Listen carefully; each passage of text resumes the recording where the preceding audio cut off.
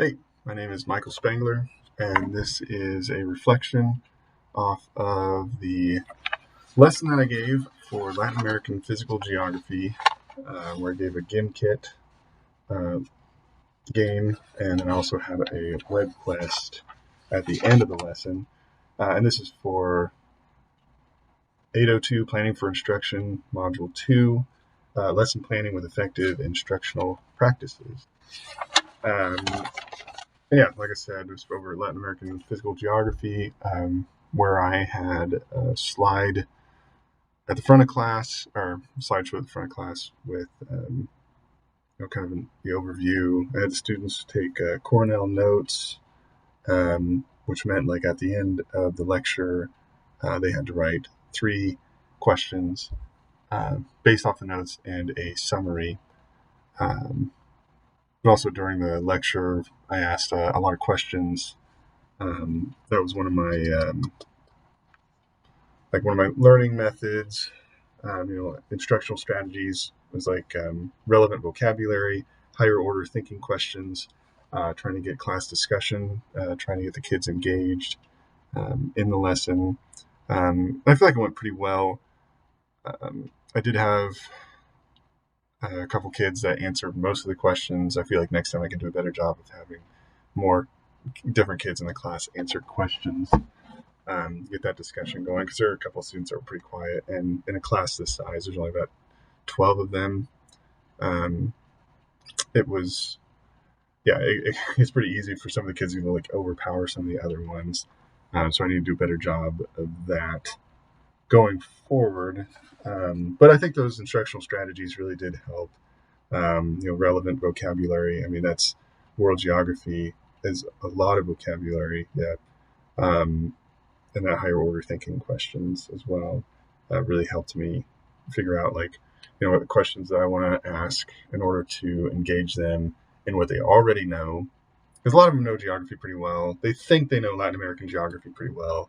But that's the kind of fun thing about teaching it, is they realize where their knowledge kind of stops. And then I see that and I ask questions to kind of keep them going, get them curious, make them realize oh, I don't know everything about Latin America. I think one of the big ones was I asked where, the difference between South America and Latin America, something like that, and because they don't consider Mexico, that's North America.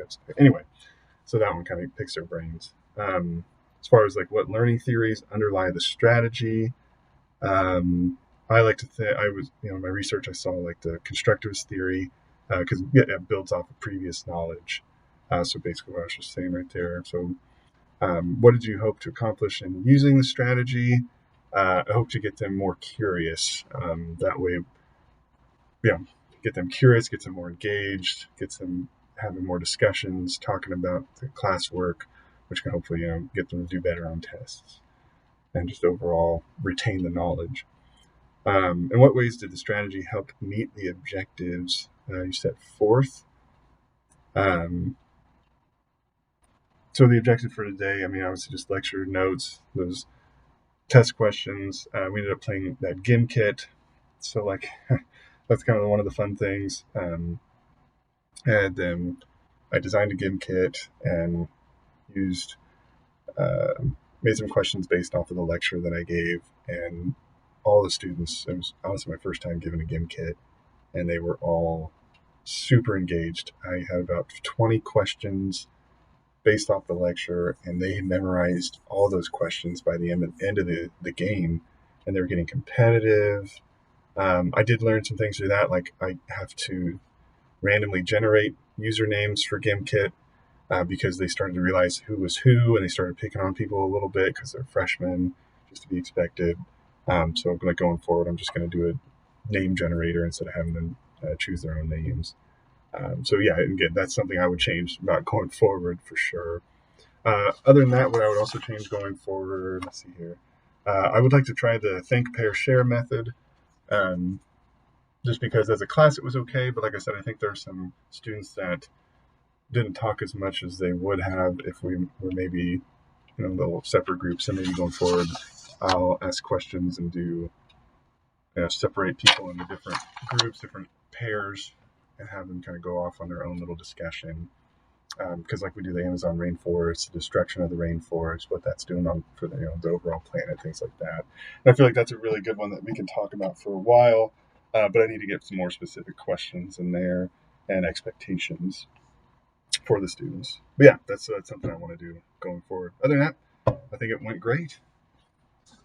Have a good day.